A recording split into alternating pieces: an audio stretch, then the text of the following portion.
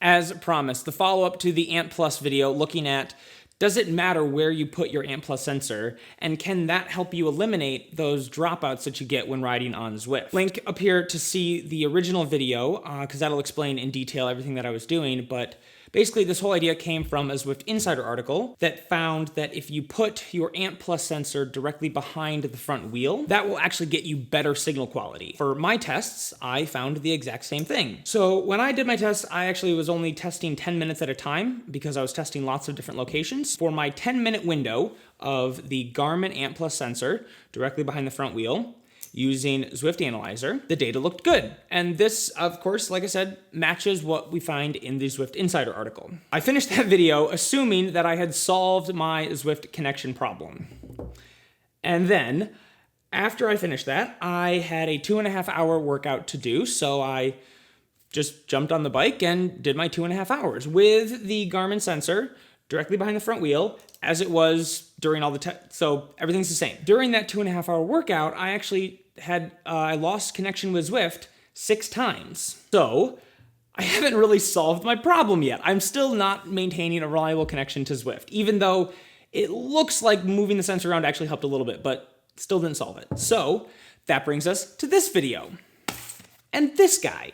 This is another Ant Plus sensor made by a company called Anself, and according to reviews online, it actually does a much better job maintaining connection to Zwift versus the Garmin sensor. Here's what we're gonna do.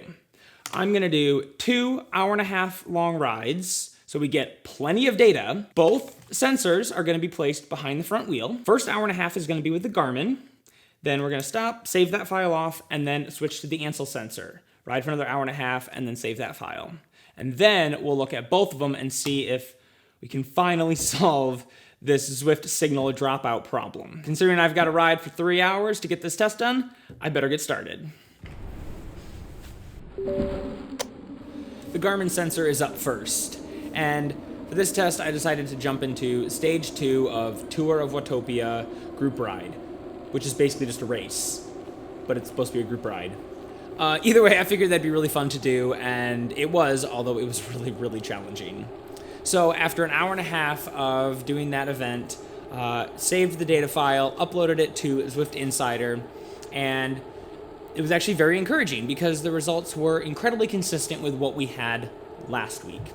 This week we had a failure rate of 9.92%, which, like I said, is very consistent to last week. So that's encouraging, means that hopefully nothing significant has changed, and the data that we're going to get this week we can compare to last week. Then moving on to the Anself sensor. No fancy, group rides or group races, just me riding on Zwift. And after about an hour and 45 minutes, I saved the file and uploaded it to Zwift Analyzer. And yeah, it's worse. 13.82%. It was very unexpected. I went into this video very much assuming that the other sensor was going to be better, and it's not, which is incredibly strange. But what is really interesting is the Garmin was the sub-10 sensor, and the Anself was the mid-teens. But the Zwift Insider article, they were exactly opposite. What I think is actually going on is the sensors are all, there is not a, this one's always better. What I think is happening is some are better in certain environments than others. So there's a lot of interference that can happen with the signal, and some sensors deal with certain interference better than others. So for you, if you're having cutouts, if you're not getting consistent power, try a different sensor. That might be what solves it for you.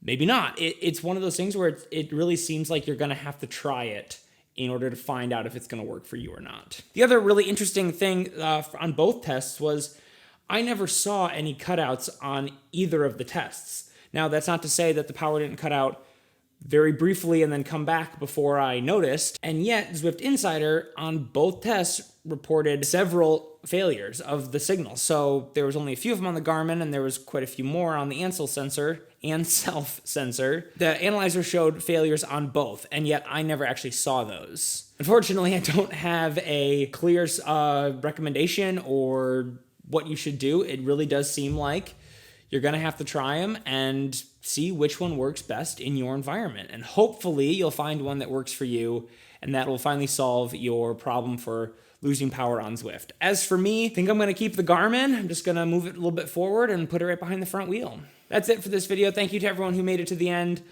Check back. Hopefully in the next couple days, we should be releasing an update for the Train Like a Pro series. So either Thursday or Friday. And then next week, we've got another Zwift video coming on Wednesday. So we'll see you then. Bye.